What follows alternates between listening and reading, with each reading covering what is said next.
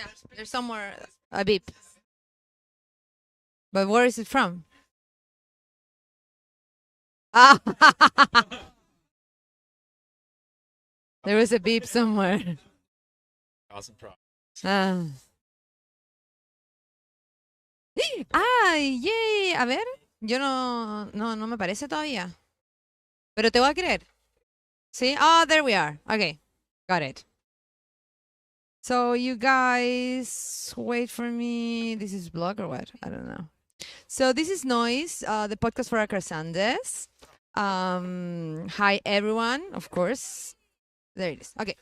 I'm with Britton. I'm so happy you wanted to join us. Thank you very much. Yeah. So the thing is, you have to keep your microphone like very near your mouth, and yeah, jokes. and be like very intense with your voice this time. I know.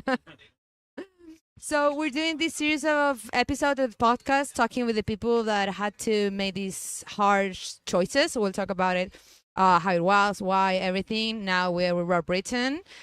He was at the top of the race when he had to make the difficult choice of scratching. We already talked about what scratch means and how does it work. Yesterday we talked with AC and Manuel that it doesn't work as an act of magic when you decide to scratch, that you magically appear at the at the place you were staying or even at the finish of the race. It's like another different race. You have to figure it out to get to somewhere. Yeah, no, it's thankfully I don't have much experience on that side of things because I've only done basically 2 of these things. With Badlands being my first one and this now. But funny enough, in my own personal experience, where I ended up stopping, Sebastian, who was doing filming for me, had literally just checked in to a hostel about 500 meters down the road. Oh, that's great. So it was just this beautifully ironic sort of, I don't know, juxtaposition maybe is the best word, where I went from being in agony and hypothermia, freezing cold, just where my reality within minutes completely flipped to where I'm sitting in front of a fireplace, warming up and kind of lucky then. Yeah, it was unbelievable. I want to take you back to the beginning of the race. We all knew weather was going to be one of the toughest things about it. Mm-hmm. I bet you've already studied the route and the altimetry and everything. So how was it for you, the first 10 hours of the race? You started very at the beginning of the race, you maintain being on top of it. Yeah. My plan was just to ride my own pace. Okay. With what I felt was a manageable pace for the ride, and things were going super well. I was in the lead. I felt good on the bike. When I got to checkpoint 1, everything was about as I would feel after riding for, I think it was 8 or 9 hours at that point. Becky always says that the pointers never talk to anyone at checkpoint 1. So she wanted to get some words from someone. They were all in a rush. I always felt bad because it's you're just sort of in this weird zone. Race, fast. And, I realized after Badlands how fast some of these people do their little rest stops. It's, you can make or break times there, I guess. So I went into it with a pretty speedy mindset, but it's also funny because, these people have been waiting and you're the first person to show up. So you just sort of, they want your feedback. Yeah. I'm sorry, I can't give you none. I just need water and I've got to go. So you didn't even enter the checkpoint or sit for coffee or eat something, nothing? No, I just grabbed some Gatorade and filled my hydration pack and then got my stamp and was on my way. Because Danny and Pia, who were at the checkpoint, said we're very careful to have a nice place for the riders. We were talking about this last night, and we wanted to be the best checkpoint. And the first 5 men didn't even look at us. They didn't even talk to us. They didn't even see what we had for them. No, it's true. It was. I remembered their faces because they were at dinner last night. But I just remember going through and being like, everything fast forward, I'm okay, I think that was good. That was 3 minutes. Felt like it was good. That was a good amount of time. And then you're back on the road. Do you remember what time did you get to checkpoint 1? I don't remember the exact time. I think It was about 8 hours and 45 minutes Whoa, of that's good. Yeah. riding. 1 minute past Oh, 3. So yeah, we're talking about 220 kilometers. yeah. With I don't remember how much altimetry, like 1,800 accumulated something. I think it was 3,000. Whoa, nothing around my number. Yeah, it was a lot. It was. I just remember being like, okay, we're not even 25% done the distance, but we're like well over 30% the climbing, so that feels better. There you go. And at that point, how was the weather? It was great. So honestly, the first 10 hours of the event for me, or the first, I guess, 250K or so, where you couldn't have asked, especially with what we had been forecast. It couldn't have been better. The winds were relatively calm. There was only one section of like really bad headwind. The rain was non-existent. Like there was a few moments in the beginning where I thought maybe, but then This is it. It's coming. but then eventually I took took my shell off, and I was just. It was very light at some I think it was point. almost 20 degrees at one point. It was very nice up probably. kind of in the desert and the plateau. And then everything changed. I guess probably 30 or 40K after checkpoint 1. The weather started to change for the worse, and we got what was forecast, which was rain and a pretty significant temperature drop. So yeah.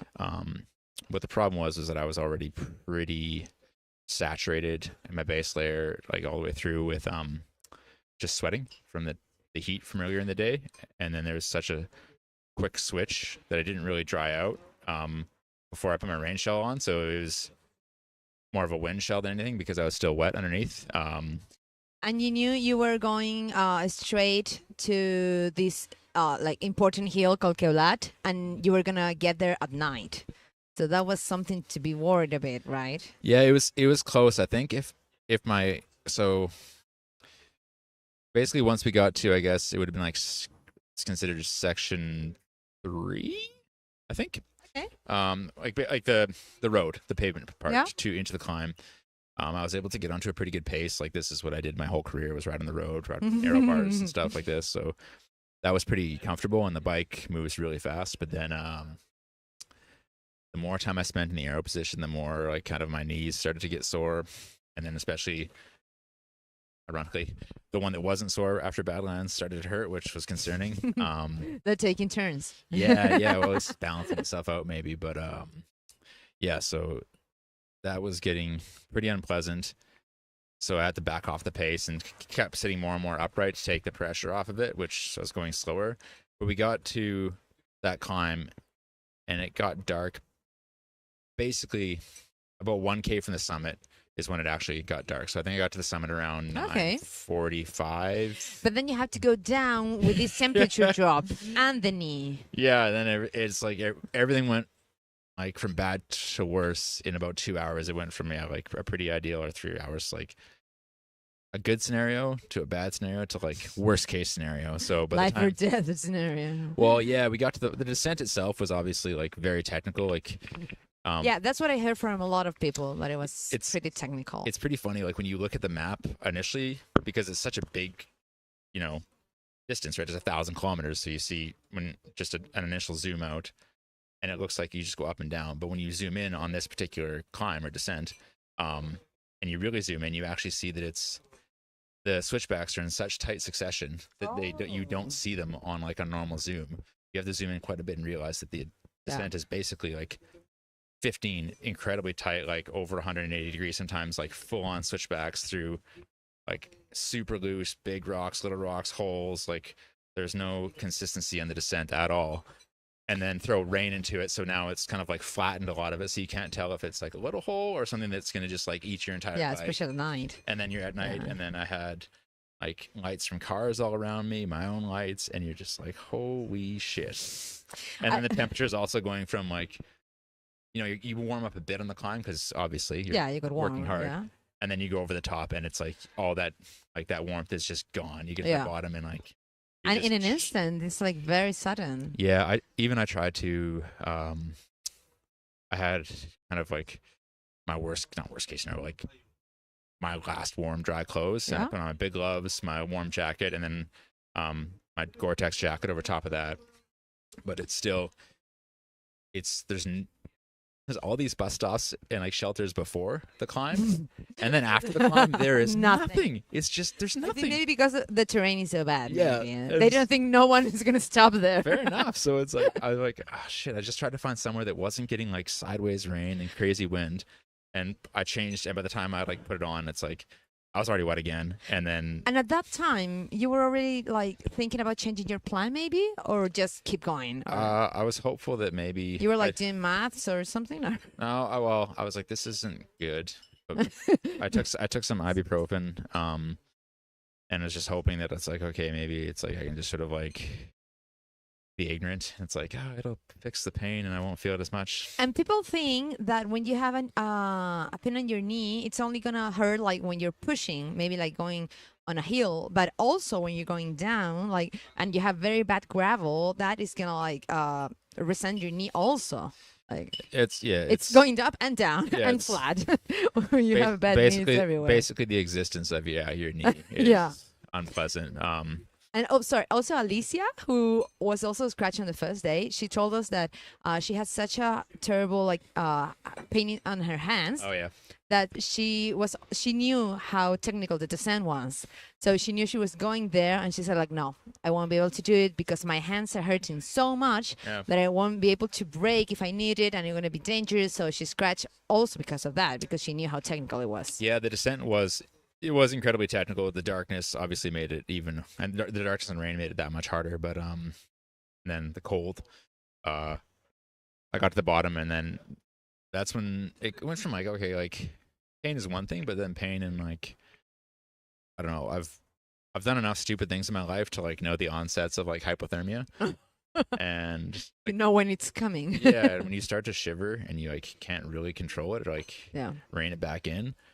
And it's not going to stop. Yeah, when you like realize like, well, it's dark now, so it's probably not going to warm up anytime soon. And the wind kept getting stronger. I'm like, oh, okay. And let's say it, you didn't want it to stop and rest for the night. You're in a race. Let's face that. Well, I mean, you're first. You're winning. A normal person would say like, well, maybe let's look for an Airbnb and spend the night and get a good night's sleep and have a shower. But let's face it. I mean, you were winning. So true. Yeah, like I wouldn't have stopped to rest, but I also knew that it wouldn't fix anything. Like it was going to be like these problems. Like were just going to be there when I woke up, and sure enough, it was. But also too, it's funny. Like you're saying, like, you'll hear your phone to look for an Airbnb. Everything is touchscreen now. Nothing. And your hand was useless. It's not even that. It's that it's raining so hard you can't use it. You can't open your phone. You said there was no shelter on the going down. Yeah. So it's like I've had this happen so many times before. I don't even bother trying anymore.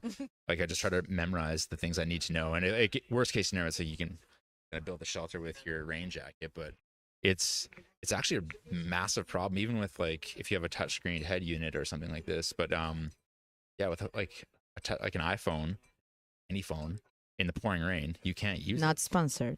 Yeah, you're just like, I remember so many times like just in like an emergency trying to like panic to like tap this phone, and it won't work, and then it would hit the wrong thing or it would lock out. I'm like, and you just start to freak out on the side of the road because you're at your wit's end. But so no, I knew just stopping wasn't gonna like fix this problem, and I've suffered and I tortured myself enough, especially this year, I think, with some of the stuff I've done. And you just like, you start to think about like the reality of your situation, like best case scenario, worst case scenario. Like, well, best case scenario is like, yeah, sure, I keep going and things work out, and I'm in a great spot right now. If maybe I back off and I could still win this, and that would be obviously the best case scenario. The worst case scenario, I'm like, well, I knew my beacon had stopped working because it just started to flash red, so I figured that wasn't good. And if Savi wasn't around, like, and I shake, and because the wind hit me a few times and pushed me into the ditch, and I was like, okay. Whoa. Yeah, it was super strong in a few spots, and it's just like kind of scary though. Yeah. So I'm like, I guess worst case scenario, I could fall into the ditch, and if no one saw me and my beacon's not working, like that could go pretty bad pretty fast. Especially when the ditch on one side is like a lake or like an actual cliff.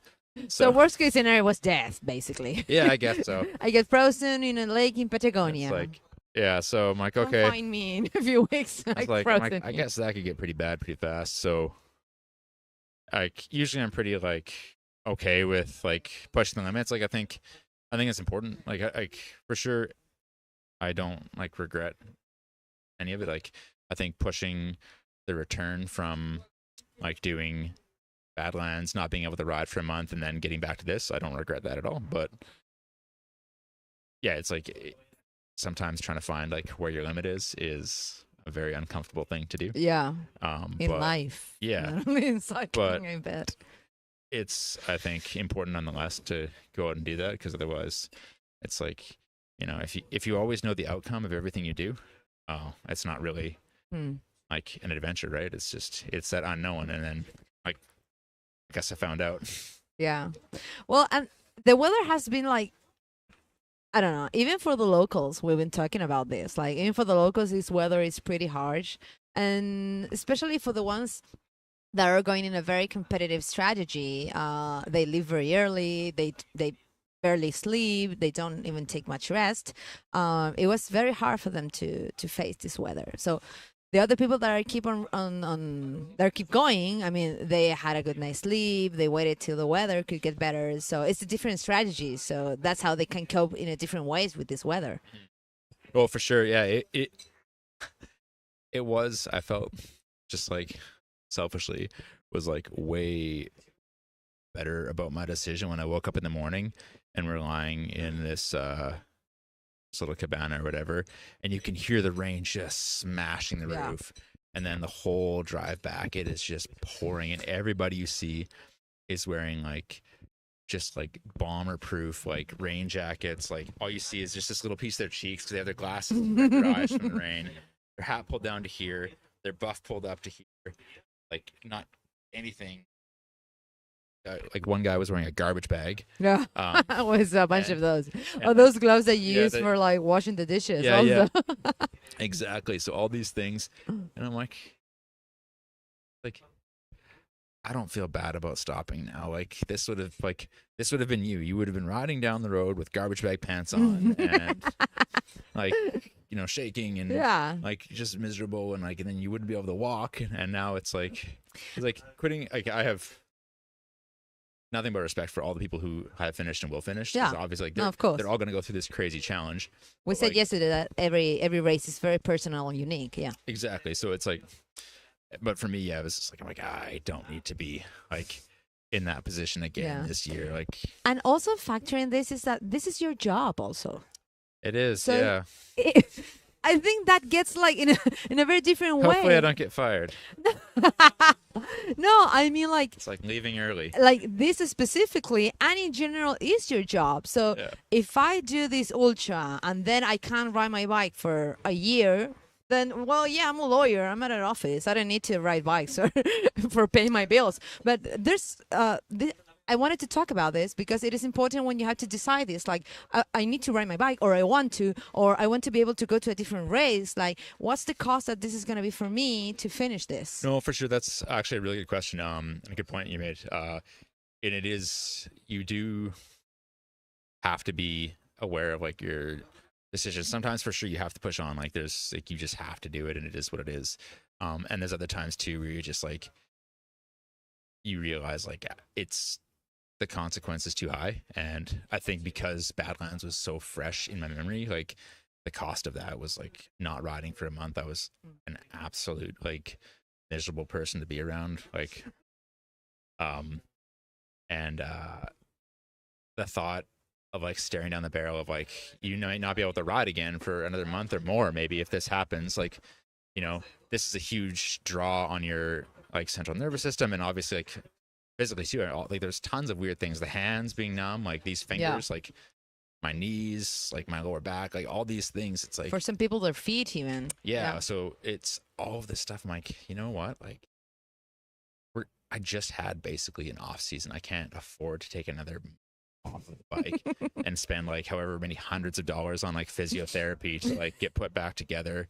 When Yeah. like I just got into a position at home where I'm like really enjoying like, oh, I can go for mountain bike rides. Like I have my own gravel event that I really want to be a part of. Like all The of these non-race. Yeah, exactly. The anti-race. That was. I And want to go to that one. and so all of these things, and I'm like, Yeah. like this is This like, is one thing among many others. yeah, and I've talked like with other people since stopping. Like, I think there's more to it all than just like, obviously finishing is kind of like Of kind course. of the point, but like not finishing doesn't mean it was like an absolute failure. It's like you don't like No, not at all. Yeah. like, it's just like, I mean, shit happens. Like you can't like execute every single goal you ever set out to do. Like that's just the reality of it all. So this is like just another way to tell the story, or a different ending. So yesterday also with Isi Solari, we were talking about maybe for some people, the decision of scratching, it has different like characteristic maybe because they're more exposed to like social media, or well, in your case this is your job. So I was asking her if this had some effect in her when she decided also to scratch, like being or having like much more exposure in where she moves. In Chile we have such a smaller like circle, but anyway, she's like very famous in that circle.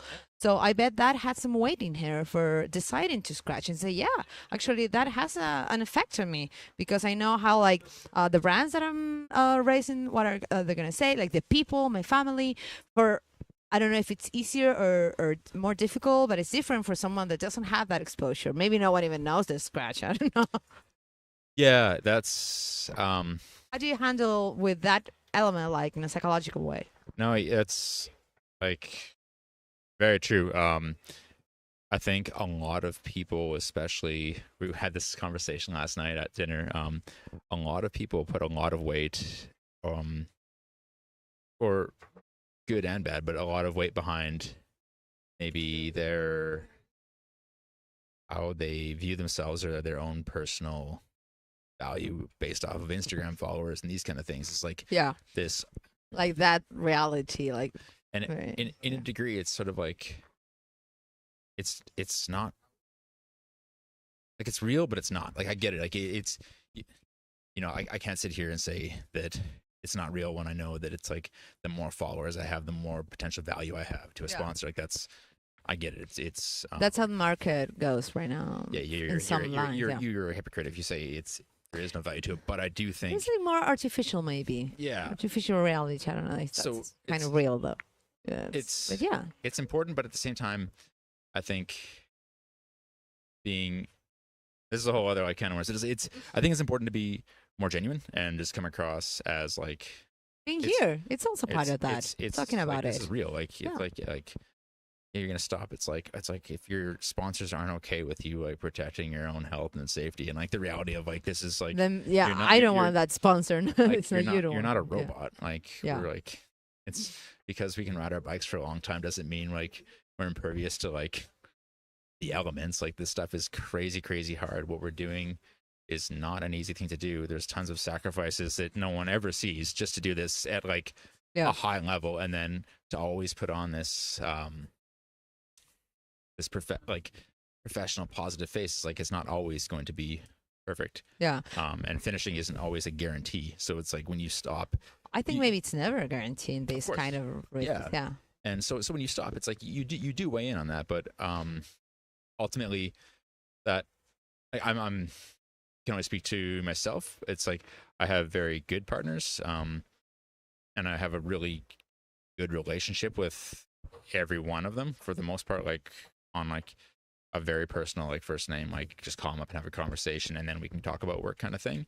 And knowing that, it's like I know they're not going to care. Like they'll be way happier that I stopped and like, oh good, don't worry about you, like you didn't die, that's great. It's like, oh it's a different standard. It's that's not going to look good on Castelli saying you were cold in the rain, like it's like everybody's cold in the rain, man. It's like, do you make garbage bags? Huh?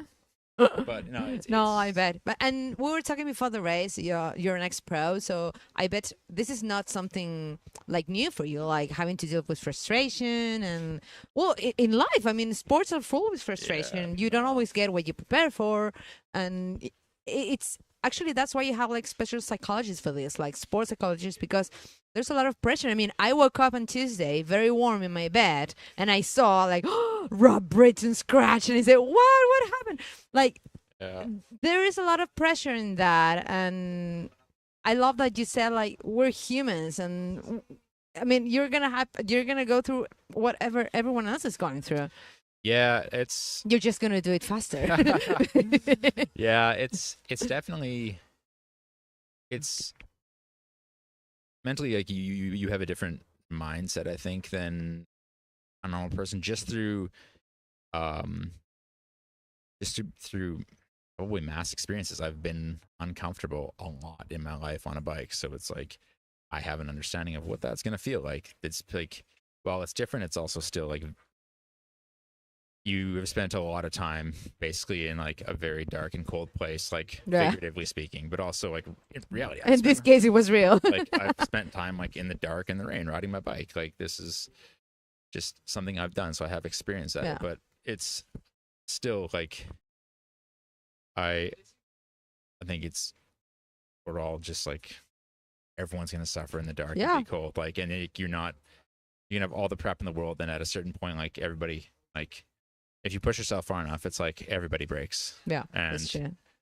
even like I don't have much experience like at this type of an event, but yeah, for sure, it's like you learn.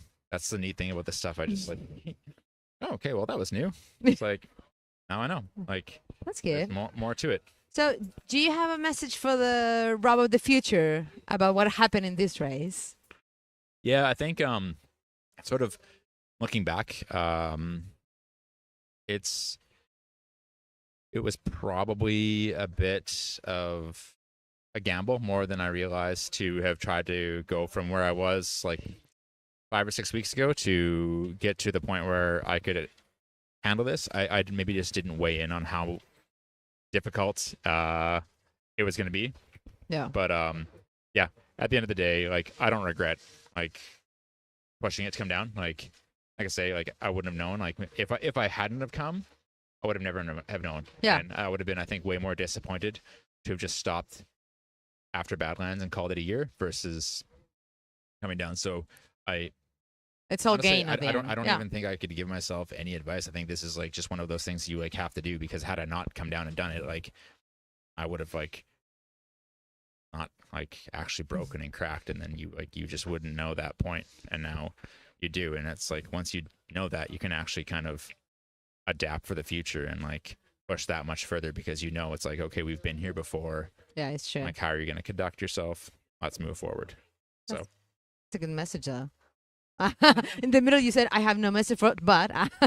So, for wrapping it up, what is it that you want to say to people that are still on the race? I know in generally, maybe one could think that you like get closer, or you took more to like the pros or the people that go on the top, but you're very close to non-competitive events or people that just want to have fun on their bikes, which is like most of the people that comes to these races. I mean, people think that ultra cycling is supported by people that gets on the podium, but actually no. I'm sorry to disappoint you, but ultra races, it's a very small part of it. yeah, but ultra races are supported by people that just want to challenge themselves and to have an adventure and well, to know how it is to do 1,000 kilometers in Patagonia, even if they take it to Friday at 3:59.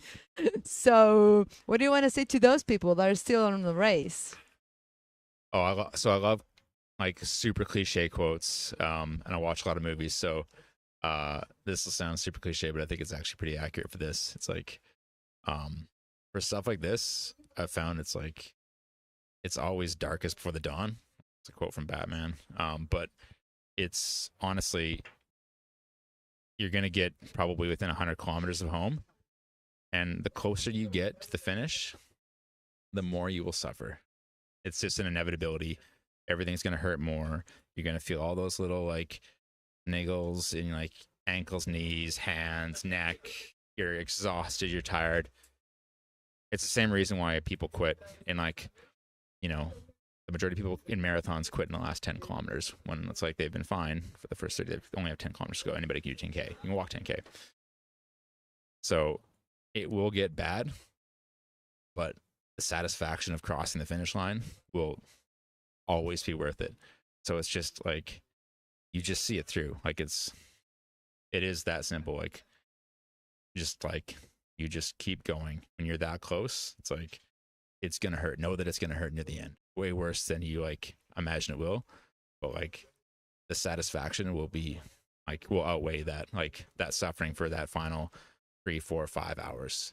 So and you just count it down and like let it happen. And then when you cross that finish line, you won't feel anything. And then That's you can go right. and then you can go Yeah. home and have a warm shower and a nice meal and like you And we have a bit of the party also. exactly. So there's more of this waiting for you in a hot shower. So the memory of the suffering that will go on in the last 5 hours will be like instantly forgotten the second you cross that finish line, and euphoria will be like so well earned.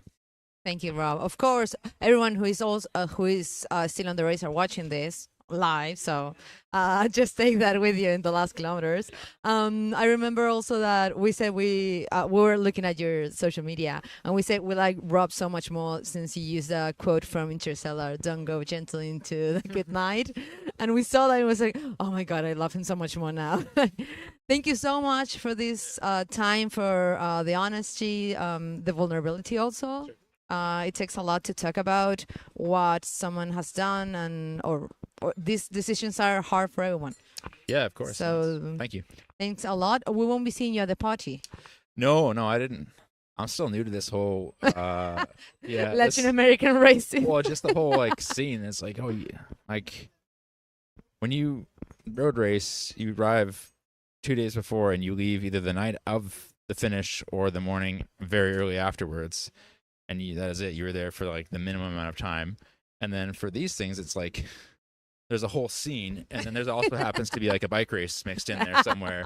And it's like they're equally important. Yeah, and if you're stupid enough to ride it like straight through and not sleep, well then I guess you just have to hang out till everyone finishes so that you can all party together and talk about your different stories. And wait for other people that is coming. Yeah. So I didn't realize all this, so I'm still learning. So I have a final question for you.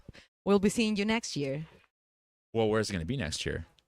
That wasn't the question. You need to answer. You can't answer me with a question. Maybe. I do like... Even if it's here, we'll be seeing you next year? It's so early. This is such a hard question. But you people are crazy. You already know. You just don't want to tell me. I think... Yeah, I don't like leaving things unfinished. There's your answer. Yeah. See you next year then. I think so.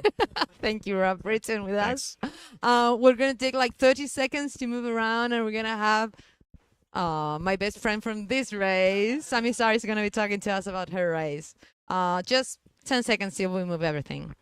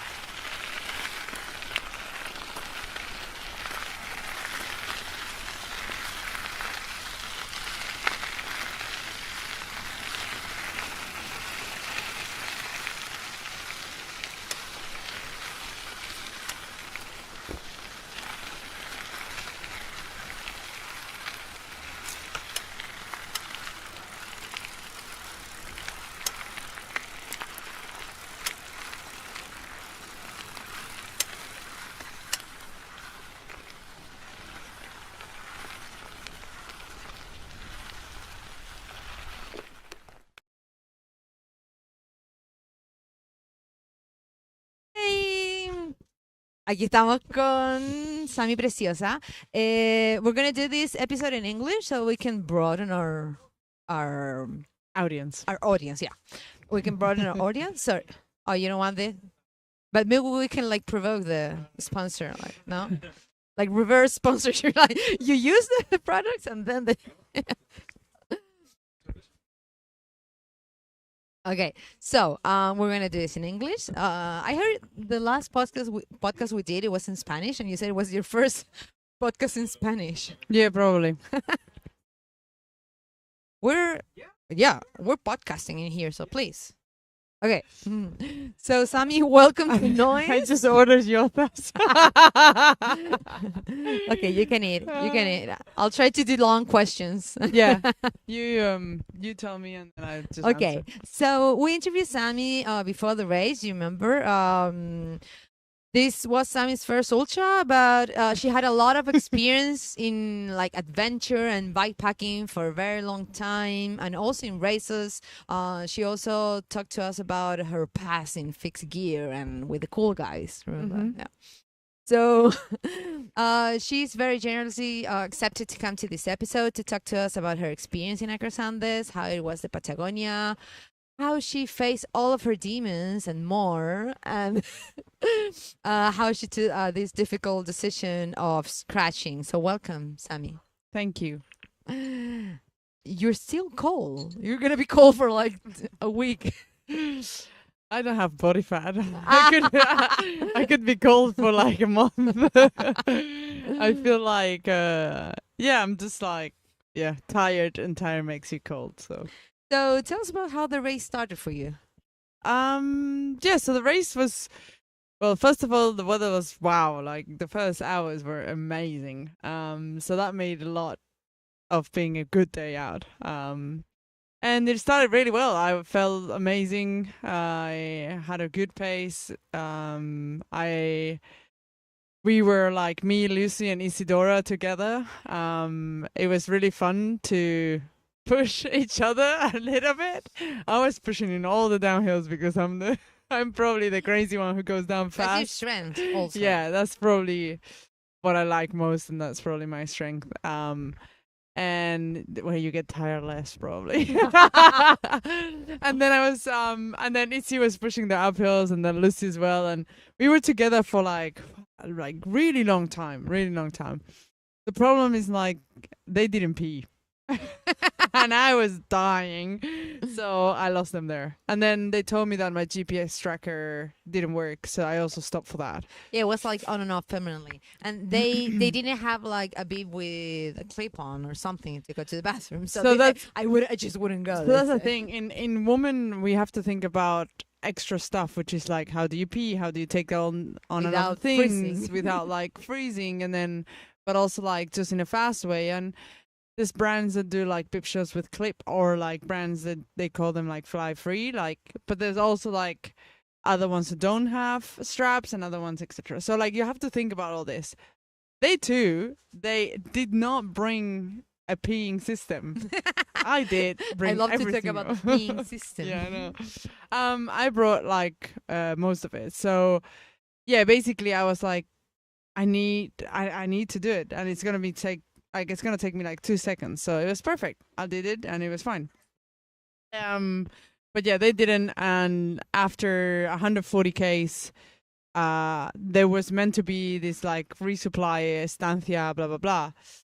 I thought there were notice about this, but nobody really noticed. And I think I was the first one arriving there and calling the men 3 times to understand where was the water, where was like, where can I put the water? The thing was like, you could take from the rivers, and everybody did that. But in that, before the 140 Ks,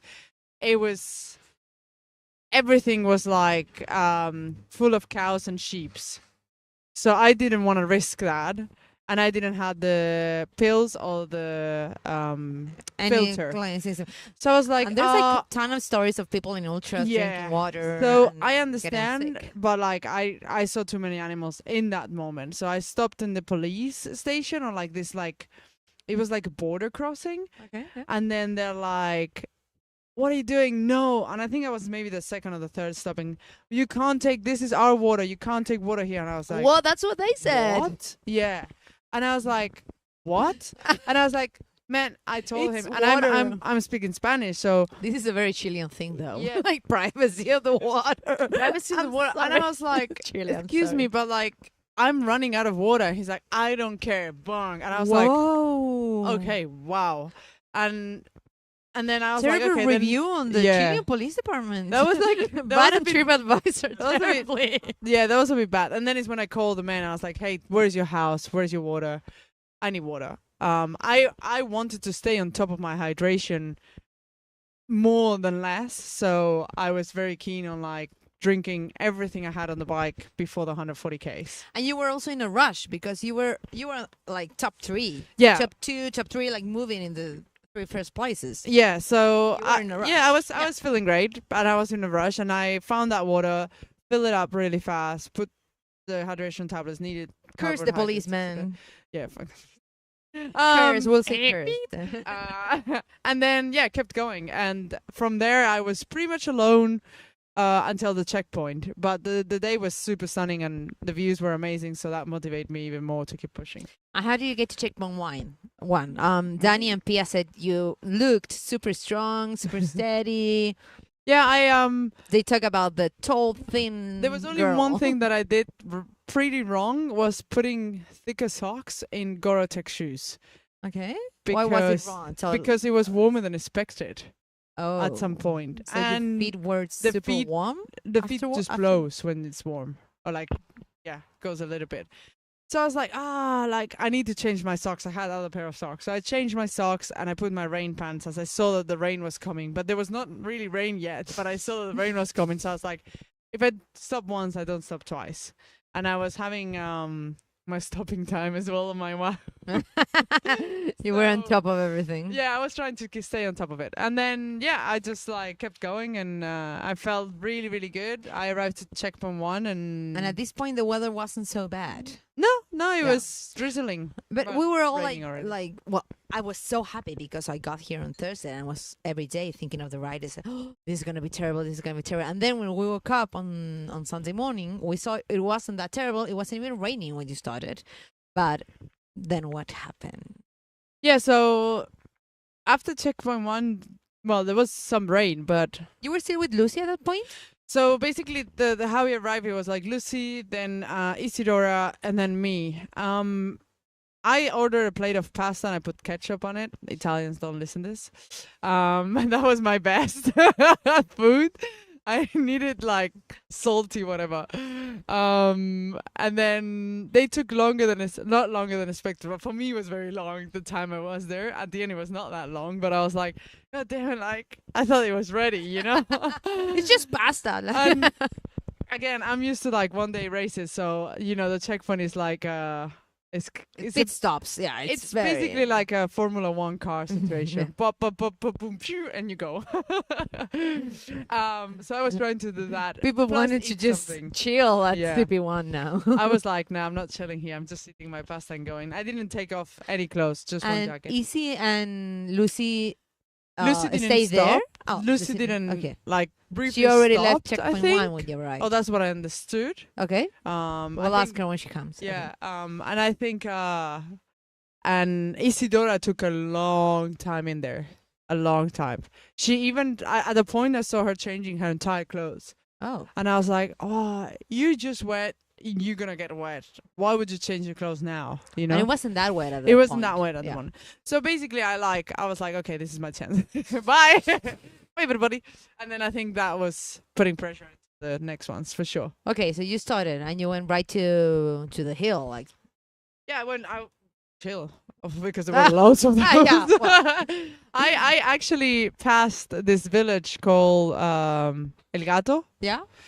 and it was exactly Great where name, though. where I wanted to cat. be on Saturday and Sunday, because they had like, what is the Sofia de Tropas, which is like a horse riding. Oh, Sami is obsessed with yeah, horses. I'm more obsessed in with Patagonia. horses. But it's a great place to be obsessed with horses. And I nearly Patagonia, stopped though. just to ask them if it was exactly that. And they were having a party and there were all the horses. And I was like, You "God." saw that? Yes, of course. Oh. I was like, God damn it. I I'm missed, gonna race. I missed the party.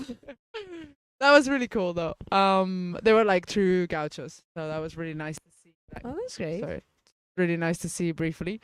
But yeah, and then I continue, and then on the intersection of New Verano, how is the name? No, the intersection. Need a Wow. I don't know, the intersection with the Copec. Manuales. I'm confused now with the names. In Manuales, it was absolutely pouring rain. I just arrived there before the sun came down, so I didn't even use my lights until the intersection. So it was like 6:30, 7 p.m. No, something like later, that. later, Later? Okay. Load later. Okay. Because 9? yeah, probably light doesn't go down until like 9:30 if it was not raining. Okay. So. Yeah. And I was like, oh damn, like the light is staying pretty late. I was happy about that, you know. But then yeah, it was so rainy that I just stopped in Copec. And I was like, I need other food just to give my mouth another taste of gels and gummies, and then I stopped there, and I was completely I just didn't know what to do. Like I was in this state of calling my boyfriend and then calling my coach, and you know, Doing a conference call? Boyfriend and coach? No, sorry, I didn't call my coach because Europe was like pretty yeah, it was in the middle of the night, but I sent some voice messages, and I was just confused of what to do, like what was the right thing to do. Yeah. And then I saw that people were like stopping and resting in this place, but the place was full. In Manuales. In Manuales. Yeah. Straight away, this like 7 hostel, whatever. And then I texted Easy, and I was like, oh girl, where are you? I saw you're in the hostel. Yes. She's like, yeah, it's full. And I was like, oh damn. And I was like, okay. And then I started calling Lucy because I start seeing that she's really going for it. And it's like 10 p.m. at that point. It's pouring rain. It's Super gust cold. of winds of like Yeah. 70 kilometers an hour. I was like, don't do it. Like, girl, don't do it. And I was calling her like, and then at the point she could get it, and she's like, I had to come back. Like, she did 10Ks out and came back. Whoa. Because she's That's like, how bad the weather Yeah. was. because she was like, yeah, this was not possible. She's like, I got a cabañas, like a little housey, and you fit here. And I was like, I'm coming straight right now. And I just went there. I thought that drying and resting will be better. So that must have felt good, like feeling someone close. And she was with Seba?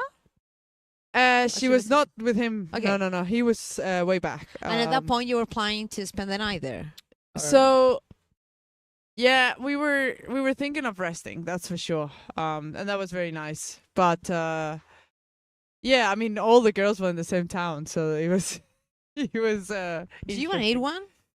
Yeah. Yeah. Okay. So I want to talk about like all of the people used to say that even like the expensive or the more expensive Gore-Tex or this and that won't take 3-hour, 4-hour rain, especially this kind of rain. How was it for you? We saw a picture of you wearing like a potato chip package on your feet. Because like for real, I mean, Gore-Tex is super good, super nice, but even if you have like a very small gap in your neck and you have like a drop of water for 3 hours, you're gonna get wet. I mean, you have to be like super NASA tight. I don't know. Yeah, I think yeah, there's a lot of things that you could have done different, right? And you just have to use your imagination on these phrases and keep using it to even think about like, oh yeah, it could be on the beach. Why No, am I but- here? Why did I pay for this? Yeah. But basically, yeah, I was in the Airbnb, and actually I asked for a big plastic bag to Copec, and they gave us this like black heavy bag. So we share it in 3. But at the same time, I wanted to save that one. And I used the potato chips bag for my feet because Kind of foily. Like, well, it's actually the most resistant thing I've used in a while. I well, opened this it. Gore-Tex shoe Terex. No, thank you. The thing is, I like, have the potato chip. The Gore-Tex shoes were perfect. Like, I will stand longer than Yeah. a normal shoe. But the problem is not the Gore-Tex shoes. The problem is like your leg is dripping down Yeah. the water, and that's what is making It will the get sock, into your. and that's what is making. Yeah. So if the sock gets wet, then It should be like you a go. whole thing, like your tights It's with a bit shoe like- covers, like This is like in the continuing. horses. Yeah, That's how I well, got it yeah. from. Because basically the horse use a thing to take like from basically the water and his hair, and then there's the feet of It the drips horse. like on It the drips sides. on the side. Yeah, So then if you create that, then the water will go out and not inside. yeah, it makes So sense. that's what I did, and it worked. For 3 hours I had perfect feet. So at this But then point, you that's were it. kind of freezing. You were still thinking about the race. You were still thinking about the podium at this time. You were with Lucy, hand in hand, like very friendly, and this and that. You, on the back of your mind, was the race and the podium still a thing?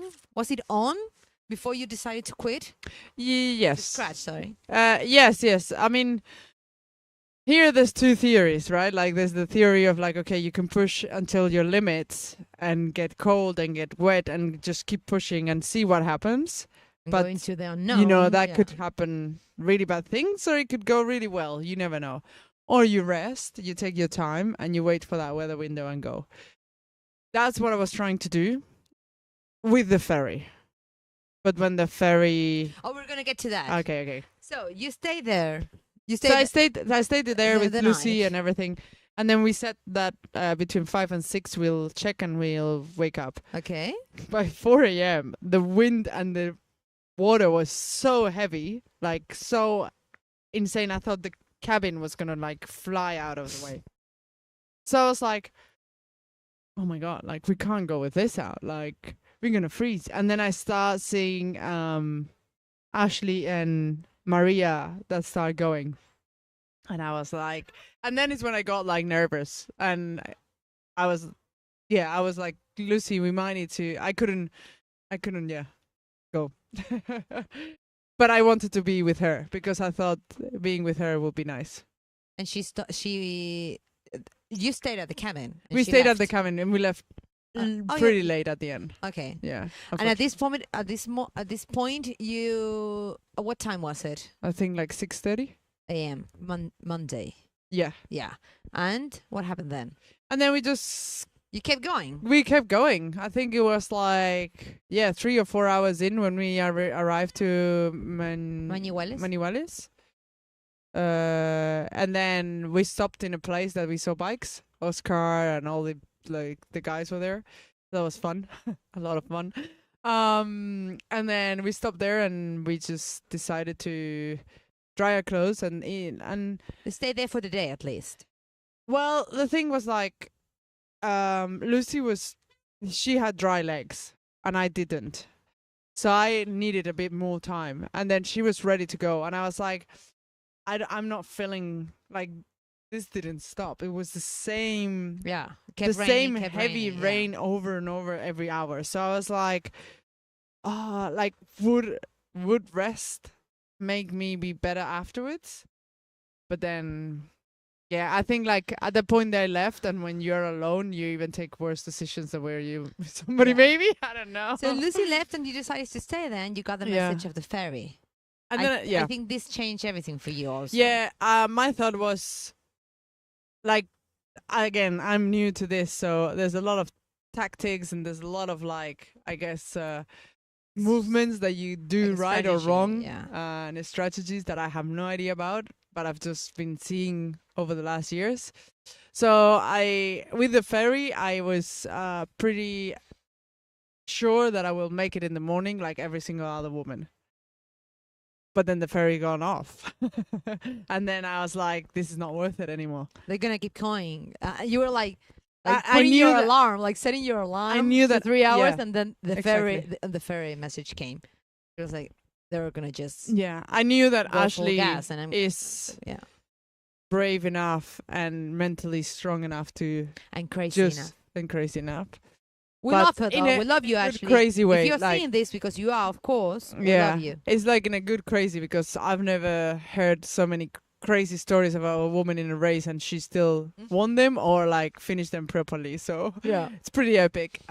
So I knew that she wanted this, and I knew that she was going to go for anything.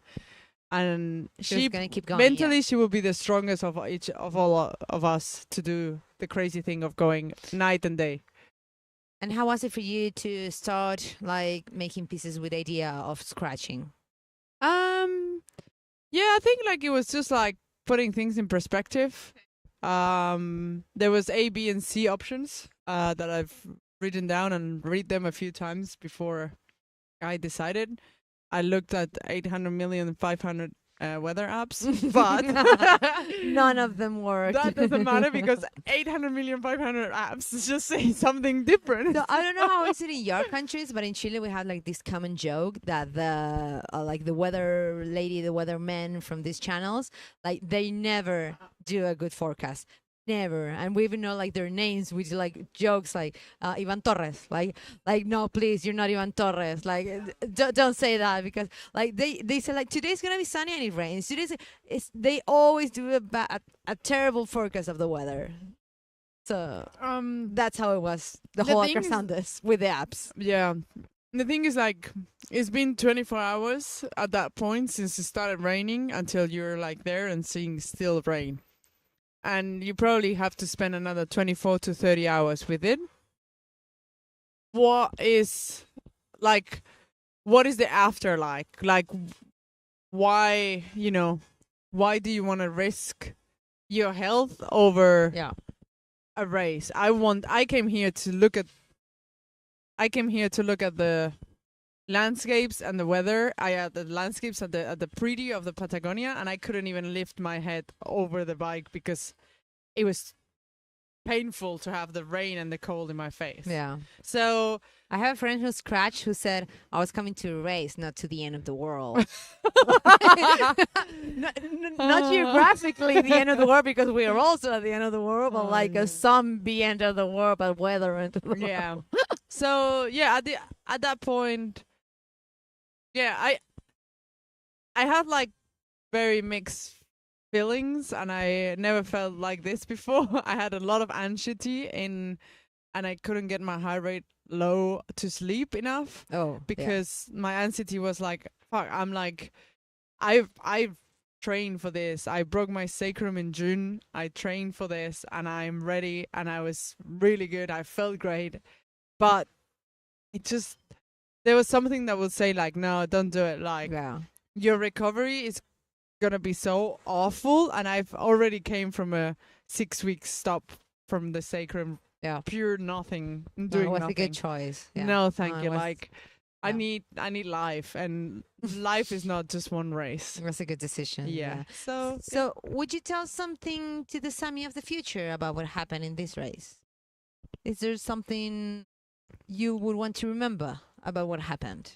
Maybe not an advice or something you did wrong. Not exactly that, but something to remember from what happened in this experience. I think there's a lot of learnings. I came here to go the deepest I've ever gone in my life and push it to the limits, but I didn't went there. So I think I definitely want to. There's still more to go. That's what you take on this. Okay, that's a good one. Yeah. And what do you want to say to everyone that's still on the race and are watching this right now? You guys are all crazy. Because you're watching a podcast while you're riding, of course. I think like your phones. Definitely I've heard some pretty scary stories from other participants out there that maybe they're not that seen and stuff. But yeah, I'll say like just stay safe, and if you had to stop because your health is not good, just do it. Like, it's not a problem. I think Rob said it as well, like, you know, it's not about like how you finish or what number you finish. It's just a bit like, staying safe. That's good. That's a good message. So I want to also remember something that Lucy Castillejo said when we were on the first day. And it's quite cliche, as Rob said. This is super cliche. But winning is stepping on the start line, not the finish line. Super cliche, super true, super empowering. And I agree with that. So that also applies to you. who were on the top of the race that people tend not to tell you those stuff, but actually maybe you need to hear that too. So thank you for your honesty. Thank you for being here, for being problem. vulnerable with us. Now we're going to might have cry. lunch, and we'll see you later at 5 p.m. with Andres Douglas, the man that won this and from another world race. And we hope to see you The there. end of the world. Yeah, and we'll do the recap at 7 p.m. and then we'll talk to another mixed couple that also scratched, and they told me it had like a great story with someone from where they were coming from, so we'll hear from that too. Thank you, Sami. Bye-bye. Bye. Thank you.